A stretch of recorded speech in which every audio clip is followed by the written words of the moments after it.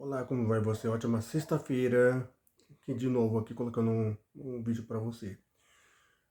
Você com certeza tá sabendo, é o seguinte, que aquele repórter da agência Reuters, ele foi convocado para a CPMI das próximas semanas. E logo será a vez do general Gonçalves Dias, que será interrogado pelaquela comissão, que sabemos que é um bando de banana, retardados, jumentos, imbecis, que simplesmente estão lá só para se mostrar e também esconder a verdade que é contra o governo molusco atual. Pois bem, além disso, poucas pessoas estão falando, cala a boca aí, poucas pessoas estão falando que o Molusco bloqueou, olha só, ele bloqueou o orçamento da saúde, da, da educação. Cadê esse povo que fala, Bolsonaro bloqueou o orçamento da saúde, da educação, não pode, esse é um homem que não deveria estar na presidência, etc, etc. E o Molusco? Ele faz tanta coisa que Deus, até Deus está duvidando e ninguém fala nada. Pois é.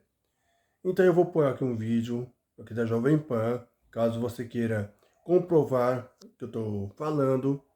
Está na Jovem Pan, Jornal da Manhã, ok? E pode ir lá procurar. Pois bem, então eu vou pedir para você aqui, por gentileza, compartilhe, comente, dá um bacana like para nos ajudar a fortalecer esse canal. Se inscreva também, por favor. É muito importante que você nos ajude com essa inscrição. E aproveita, deixa um like, o sininho das notificações ativado para ter os vídeos. Pois é.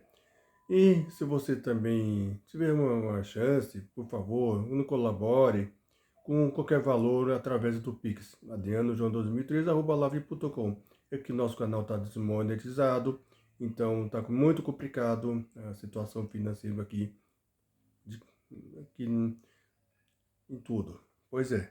Então, cala a boca aí, cala a boca. Cala. Ela está querendo falar. Então, vamos deixar ela falar? Então, vamos lá contar. 1, 2, 3. Bora, véia. Bora. A saúde e da educação vão ser os mais afetados por um bloqueio adicional de R$ 1,5 bilhão no orçamento deste ano. A gente volta a conversar com a nossa repórter Yasmin Costa, direto da capital federal. Yasmin, esse bloqueio é temporário? Isso mesmo, Soraya, é um bloqueio temporário justamente para tentar cumprir a regra do teto de gastos que ainda está em vigor e por isso esse bloqueio está sendo feito. Claro, o governo avalia, sinaliza e confirma que caso as contas consigam ser ajustadas, o recurso vai ser repassado, vai voltar para os setores que agora foram bloqueados, como você disse, R$ 1,5 bilhão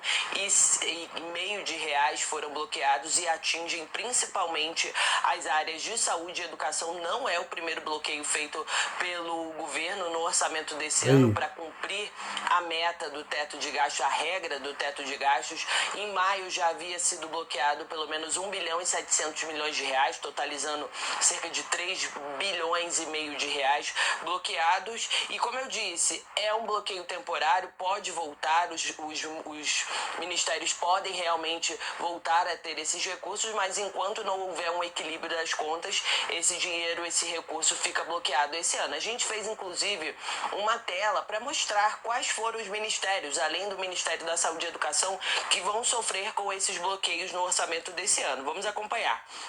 Saúde está em primeiro lugar, com 452 milhões de reais bloqueados, seguidos de educação, com 332. Na sequência vem transportes, cidades, desenvolvimento e assistência social, que tem um total bloqueado de 144 milhões de reais. Temos uma próxima tela que diz que o Ministério do Meio Ambiente também vai sofrer com esse bloqueio de 97 milhões de reais. Integração e desenvolvimento regional, 60 milhões de reais, defesa com 35 milhões, cultura com 27 milhões e, para finalizar, essa arte, desenvolvimento agrário, que deve ter um bloqueio de 24 milhões de reais. Vale lembrar, esse bloqueio, como a gente reforçou aqui, é um bloqueio temporário para atingir a regra do teto de gastos efetivamente.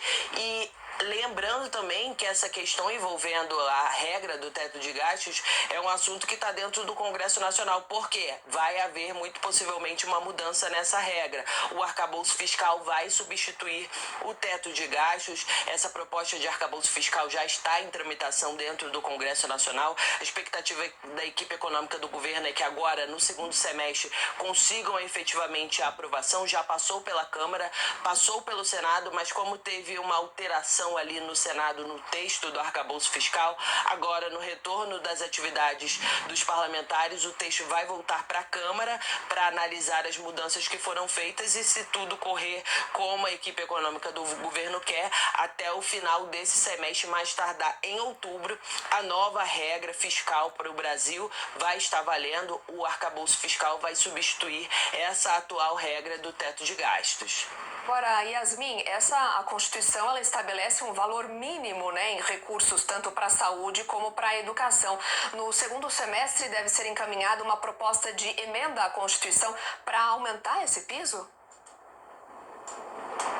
Essa é a expectativa. A sinalização foi dada no meio desse semestre, do semestre passado, lá por volta de maio. O Tesouro Nacional, a Secretaria do Tesouro Nacional, sinalizou que a equipe econômica do governo está trabalhando com a possibilidade de encaminhar agora, no segundo semestre, essa proposta de emenda à Constituição para fazer essa alteração de valores. A área econômica vai alterar o formato da correção do piso de valor mínimo para o gasto em saúde e educação, e a expectativa é que já valha para 2025. Por quê? Porque em 2024 volta a valer, se não houver nenhuma alteração, a regra antiga, que limita ao quê? Os gastos com saúde devem ser de ao menos 15% da receita corrente líquida e o de educação 18% da receita de impostos.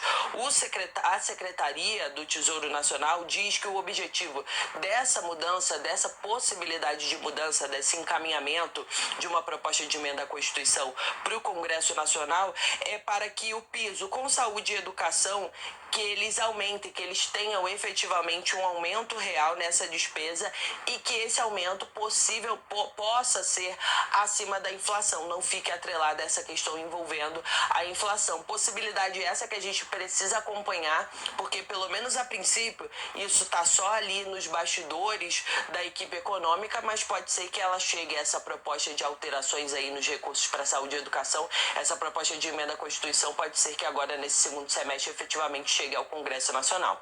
Volto com vocês. Debates envolvendo, né, orçamento e agora bloqueio, principalmente em ministérios importantes, gera debates e, claro, a gente segue acompanhando. Obrigada, Yasmin, pelas suas informações.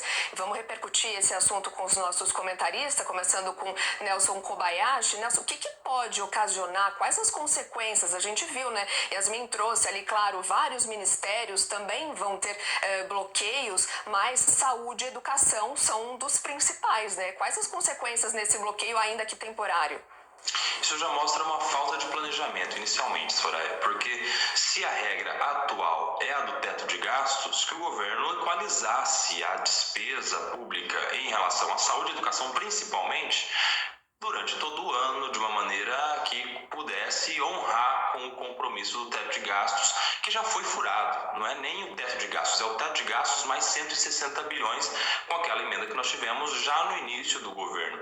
Então, chegando no meio do ano, agora, em julho, e para o início do segundo semestre, a gente já tem que começar a conviver com bloqueios de valores para que esses valores do teto de gastos sejam honrados. A gente já mostra, primeiro, falta de planejamento, falta de organização, não há compromisso com o dinheiro público.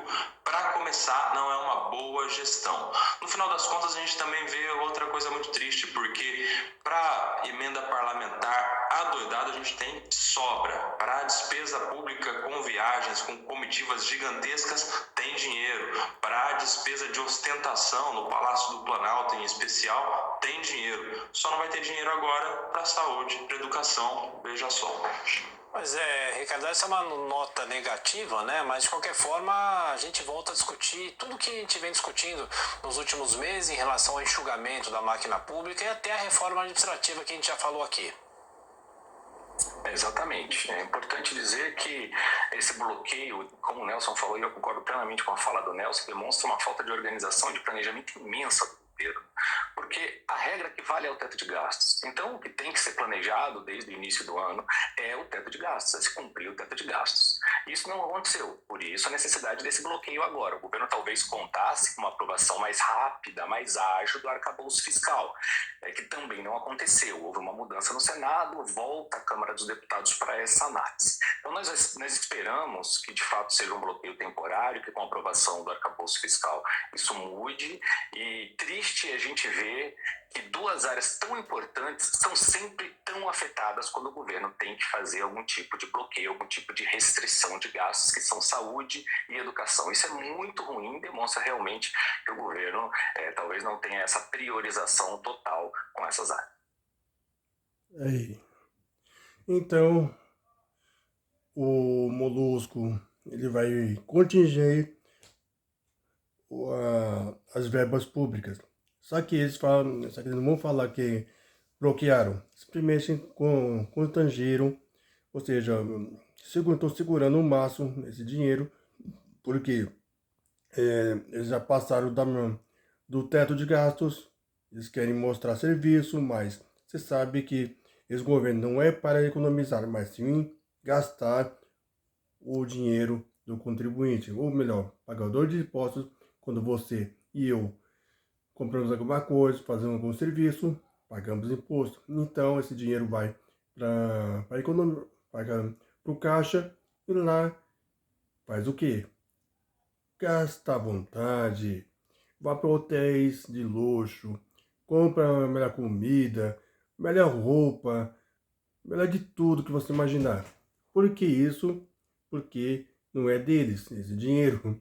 E só para falar uma coisa, tem um deputado lá de Goiás que ele comprou um carro de 150 mil para a irmã de presente, hein? 150 mil reais para a irmã que estava querendo um carro. E ele foi, não é meu dinheiro, então foda-se. Vou comprar o melhor carro para minha irmãzinha que me ajudou.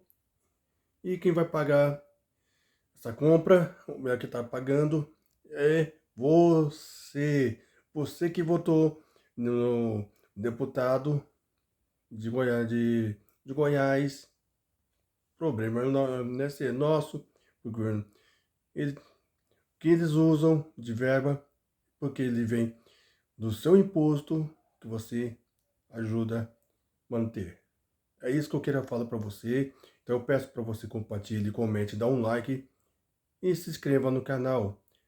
Encarecidamente peço também nos ajude com qualquer valor através do Pix adrianojoão2013@live.com.